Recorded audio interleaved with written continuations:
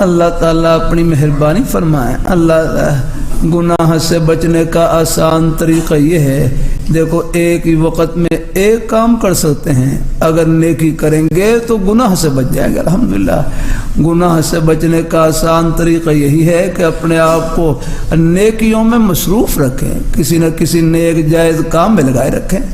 اب مجھے اندازہ ہے ہمارے بزرگ آپ جمعہ پڑھنے کے لیے تشریف لائے، یہ گھر سے چلے، انشاءاللہ آپ کا ایک قدم یہ نیکی کا قدم ہے. الحمدللہ.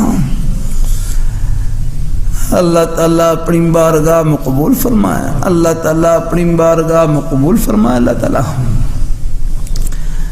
اللہ تعالیٰ اپنی نیکی کسے کہتے ہیں؟ جس میں نیت نیک ہو. نیکی وہ ہے جو اللہ میاں کو خوش کر دے، بس یہ ہے نیکی.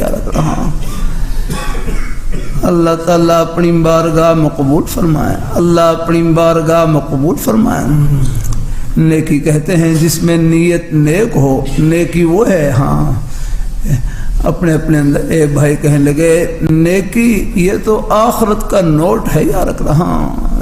اس کی قدر و قیمت آخرت میں معلوم ہوگی. جیسے حضرت حکیم الامت حضرت عامر رحمۃ اللہ علیہ فرمائے لگے نیکی آخرت کا سکہ ہے، اس کی قدر و قیمت آخرت میں معلوم ہوگی.